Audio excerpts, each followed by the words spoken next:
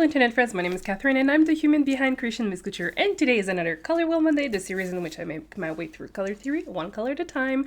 So today I'm tackling right off the bat Kelly Green, because last time we worked with Kelly Green I still have nightmares about that, so we're not talking about it.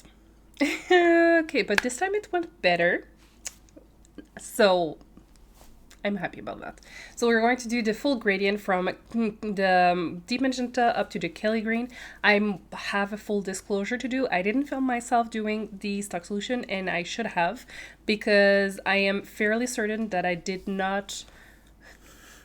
I know for a fact that I put too much water in my stock solution, so let's just say that the color are not exactly where they should be, but we still have the full gradient and we still have the experiment going according to how it was supposed to go. So here it is. So let's get into this. And welcome back to another Color Wheel Monday, the series in which I make my way through color theory one color at a time. So we are going to be working our deep magenta and our Kelly green. Hopefully we survive. So we're going to do like last week. So we're going to do up until the sixth one here with a 1% depth of shade for deep magenta, and over here we're going to have 1% depth of shade of our Kelly green, and we're going to be doing from 0.05% depth of shade of Kelly green up to our 1%, and we're going to go down from 0.75% depth of shade of deep magenta up to 0.05% depth of shade of our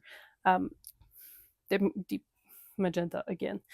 So we're going to start by adding our deep magenta in our mason jars, so that way we can do a lovely gradient.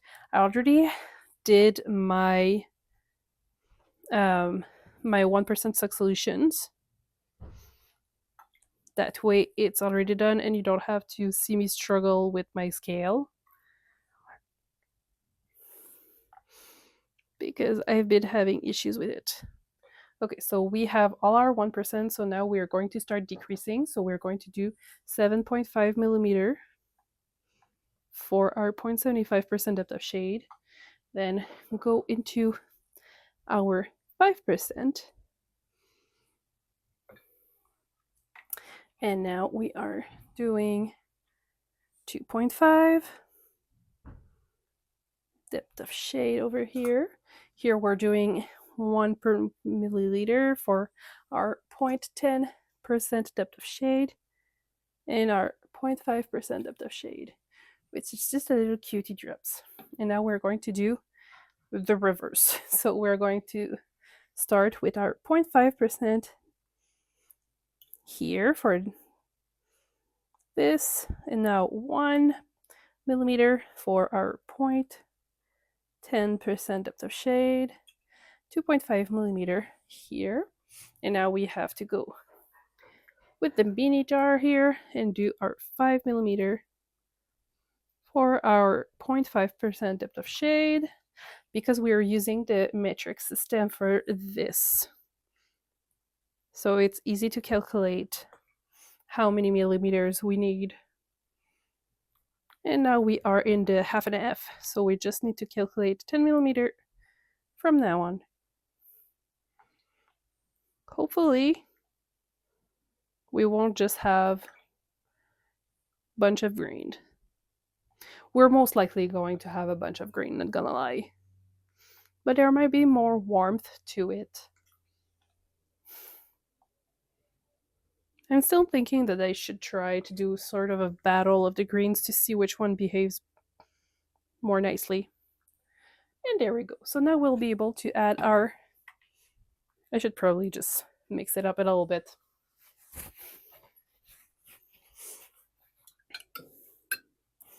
At least we seem to have some sort of pink staying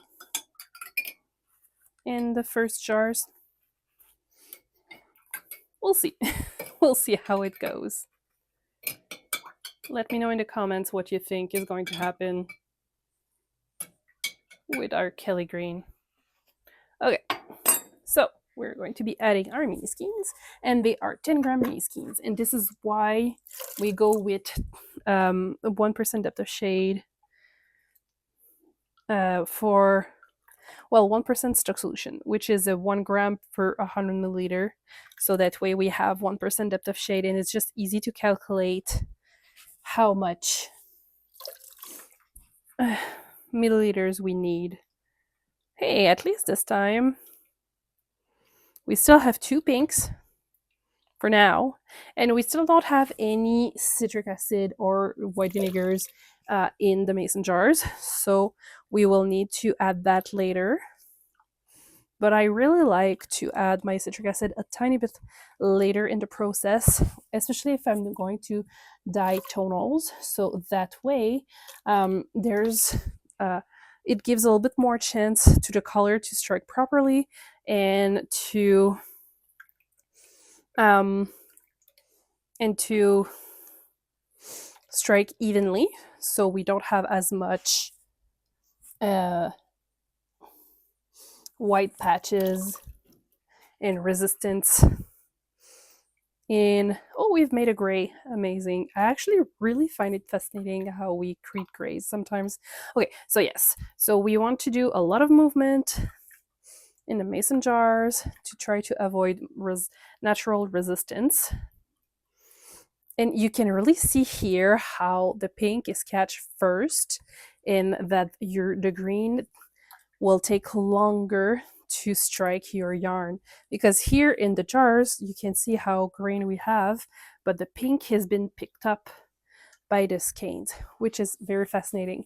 So it's also one way to remind you that some dyes you won't see the final color until you have heat and you have your citric acid in it. So this is just a reminder that dyeing yarn is a science.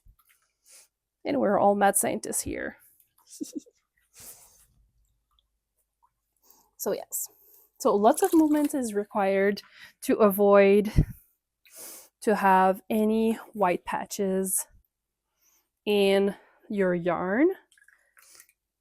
So this is why we do this movement. This is why we wait a little bit longer before adding our citric acid. And also we have the water is at room temperature, and it's just regular tap water.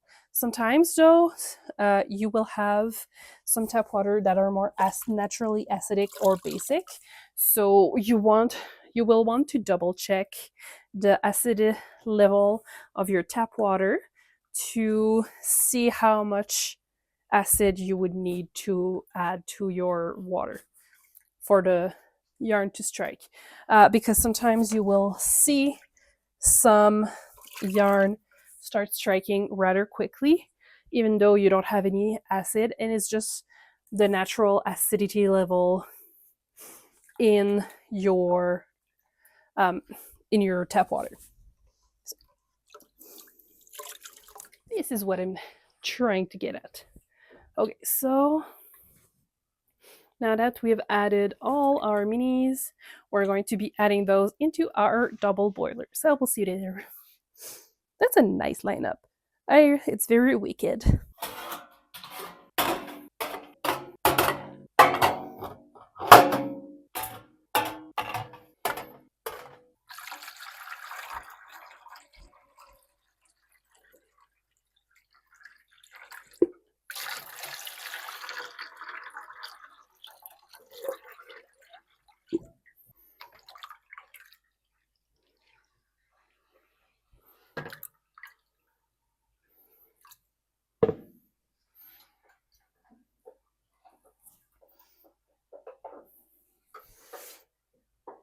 Okay, so I just turned on the heat on these lovelies, and so far I'm just happy it's not just green. We have some color, so we'll probably be able to do an actual gradient this time, which I'm so happy. So we're going to wait about 10 to 15 minutes before we are going to be adding the citric acid, so that the water can warm up a little bit, because we are wintertime, the water is colder than in the summer, just because, colder climate here. So I will see you in like 10-15 minutes. Okie dokie, let's add our citric acid. And um, so the rule of thumb when it comes to citric acid is that you will want like 1 tablespoon of citric acid per pound of yarn, so 454 grams.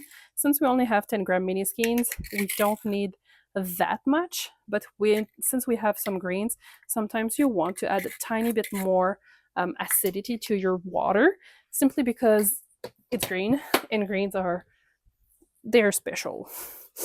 They have their own mind. What can I say? Yes. So,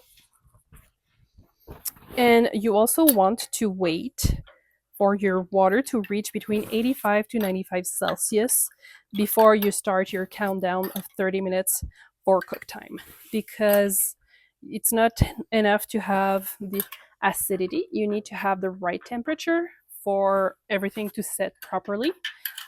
If you don't have the right temperature, you might not be able to properly set your color in the yarn. Just food for thought. Okay, so we're almost good here. Okay, so I will let the rise to the right temperature, and then I'll let it cook for 30 minutes once we've reached the right temperature, and I will see you there, I guess. So see you later. Okay, let's look at this to see what we have. And seems like we are pretty much good to go. Yep. We are good to go. So we can turn off the heat, and then we're going to let it completely cool off before washing off any excess dye, and I will see you when it's ready to do that. So see you later. Okay, let's do this. So we have some color left in the mason jars, which is to be expected with deep magenta, and I can already see some color in the bath. So we're going to let this soak a little bit, and we're going to go quickly take a peek at the mason jars. So we're going to come back to this in like 5 minutes. And as you can see, we have quite a bit of color left, which was to be expected as usual. I'm actually surprised we don't have more grain in those, so there's that. But yes, so if you have color left with deep magenta, it's totally normal. It happens all the time. Okay, we'll get back to the soaking yarn. Okay, so it's been soaking for like 10 minutes, I would say. Oops. And we do have some color in here, which I was expecting. As long as you're expecting it.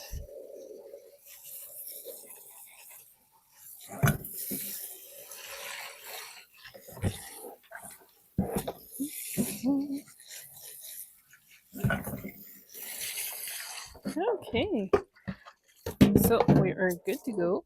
I'm going to put this in the spin dryer and let it dry overnight, and I will see you tomorrow for the final results. Bye! And here's the final result for our complete fade from deep magenta to Kelly green. And it was so nice and refreshing to be able to actually not have an overpower of the Kelly green. However, I just noticed that I think I've messed up when I did my stock solution, because the colors are less saturated than they should be. So I think I didn't film myself doing the stock solution, so I think I put too much water versus the number of grams of the dry powder I have. So this is why it looks paler than it should be. But we still have the gradient that we needed to, going from the pink to the green, and you can see that the green is quickly taking over and being the more powerful of the two colors. But I feel that with deep magenta we were able to still have a good transition. It didn't go from green to green like we did the last time with Fire Engine Red. So I feel that the deep magenta helps a lot when it comes to this, to the green, because yeah, like we still have pink happening, where with the red, the fire engine red, we did not have any red left in the first one. So this is a cautionary tale, I would say. But I'm super happy that we were able to actually have a gradient in this situation. And like we can actually see here that the colors are fitting into each other nicely. So I think we did it. We did it, friends. We've conquered green. Kelly green, more specifically. I am very excited about this. I'm very happy about this. Yeah. Well, I hope you've liked the video, and if you did, please consider sharing, liking, and subscribing, and I will see you in the next one very soon. Bye!